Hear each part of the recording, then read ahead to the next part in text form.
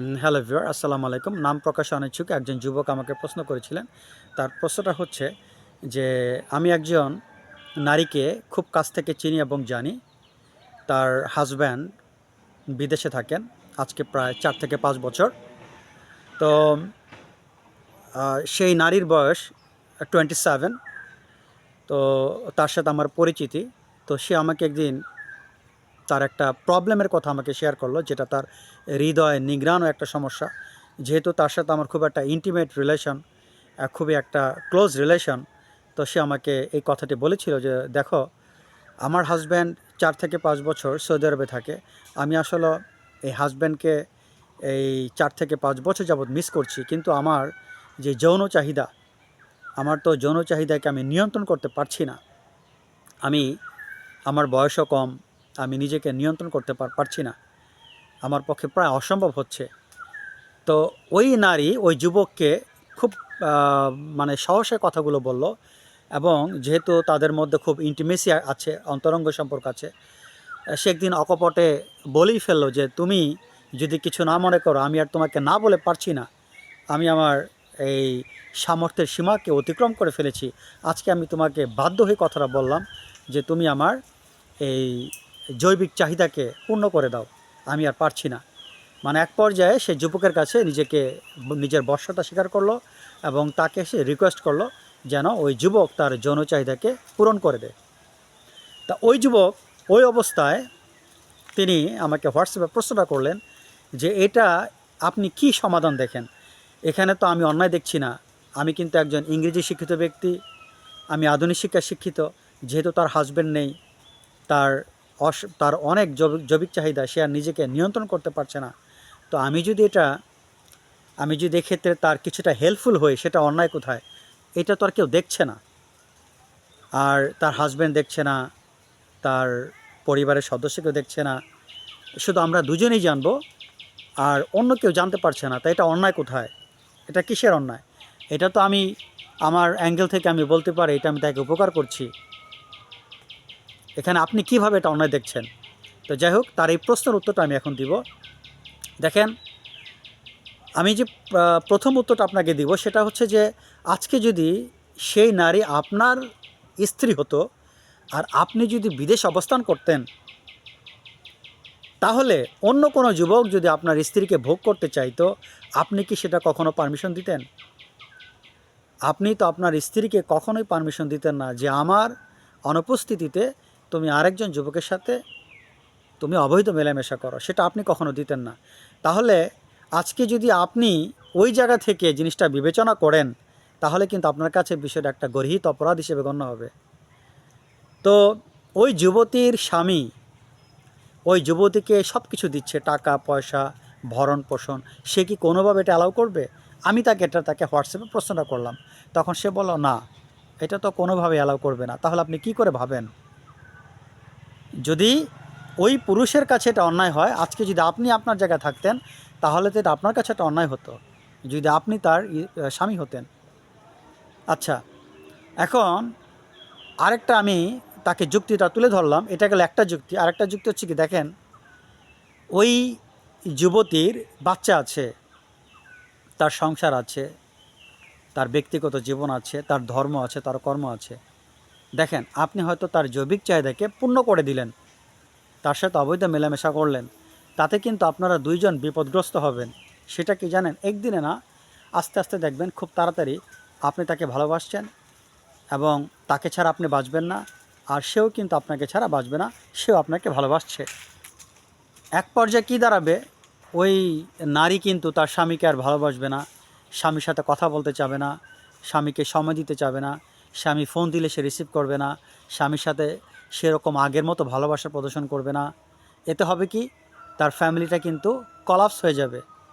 তার স্বামী বুঝতে পারবে হয়তো এই স্ত্রীর সাথে কারো সম্পর্ক আছে, বিধায় তার সাথে আগের যে আমার একটা হৃদ্যতা সেটা নাই, সেটা ধ্বংস হয়ে যাচ্ছে।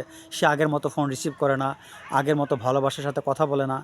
ওই নারী আরও যেটা করবে, তার সন্তানদেরকে ওইভাবে ভালোবাসবে না, সে তার পারিবারিক কাজকামে মনোযোগ দিতে পারবে না, সে তার ধর্মকর্ম করতে পারবে না, সে তার স্বাভাবিক কাজকামে মনোযোগ দিতে পারবে না। ওই নারী কিন্তু আপনাকে নিয়েই ব্যস্ত থাকবে, প্রতিটা মুহূর্তে সে শুধু আপনাকে চিন্তা করবে। আর সবচেয়ে বড় ব্যাপার কি জানেন, সেই নারীর মধ্যে কিন্তু একটা সাইকোলজিক্যাল প্রবলেম দেখা দিবে, কারণ সে জানে বিষয়টা একটা অন্যায়। এতে হবে কি, তার ইনফেরিয়রিটি একটা প্রবলেম দেখা দিবে, একটা হীনমন্যতার সমস্যা তার দেখা দিবে, কারণ সে জানে এটা অন্যায়, সে প্রতিদিন অন্যায় করছে। এইভাবে তার একটা সাইকোলজিক্যাল প্রবলেম দেখা দিবে। আর আপনারা জানেন, মনের সমস্যা কিন্তু দেহের উপর ধীরে ধীরে প্রভাব বিস্তার করে। অ্যাজ এ রেজাল্ট তার সৌন্দর্য ভেঙে পড়বে, তার শরীরে অনেক সমস্যা দেখা দিবে, কারণ সে একটা অন্যায় করছে, সে জানে এটা একটা পাপ। সার্বিক সব কিছু মিলিয়ে তার মানসিকভাবে একটা প্রচণ্ড আঘাত আসবে।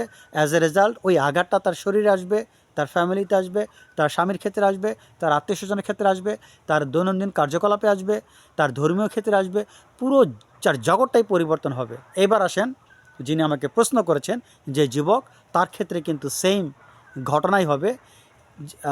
যিনি আমাকে কোশ্চেন করেছেন তিনি অবশ্য আনম্যারিড, অবিবাহিত, কিন্তু তারপরে সে যেহেতু একটা ভার্সিটির স্টুডেন্ট, মাস্টার্স ফাইনাল ইয়ারে পড়ে, একটা স্বনামধন্য ইউনিভার্সিটিতে সে পড়ে, তার কিন্তু এটা একটা সমস্যা দেখা দিবে। সে কিন্তু আগের মতো স্টাডি করতে পারবে না, সে কিছু ইনকাম করতো টিউশনি করে সেটাও করতে পারবে না, স্বাভাবিক ধর্মকর্ম করতো সেটাও করতে পারবে না। ওই নারীর প্রতি তার ভালোবাসা জন্মাবে। সে একসময় এমন একটা সিদ্ধান্ত নেবে যে বৈধ অবৈধ সে কিন্তু কিছুই বুঝবে না, সে একটাই সিদ্ধান্ত, তার একটাই তার লক্ষ্য, ওই নারীকে সে বিয়েই করবে।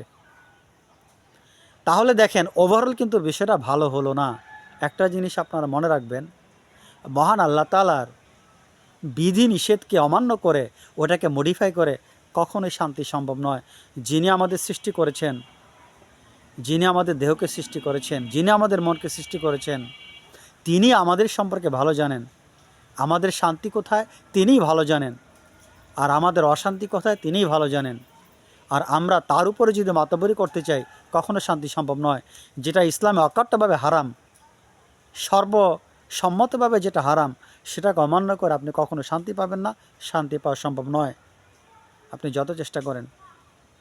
কারণ জগতের সকল ফিলোসফার একত্র হলেও যতই পথ দেখাক, মহান আল্লাহ তাআলা যিনি আমাদের সৃষ্টি করেছেন, যেটাকে আমি প্রাকৃতিক আইন বলি, এই প্রাকৃতিক আইনের উপর আমার একটা আলাদা ভিডিও আছে, ন্যাচারাল ল। তো দুঃখিত, আমার ভিডিওটা আমি ইংলিশে করেছিলাম, এটাকে আমি চাচ্ছিলাম একটা ইন্টারন্যাশনাল পর্যায়ে নেওয়ার জন্য। এর উপর আমি দীর্ঘদিন গবেষণা করে ভিডিওটা করেছিলাম। তো প্রাকৃতিক আইনের বিষয়টা কি জানেন?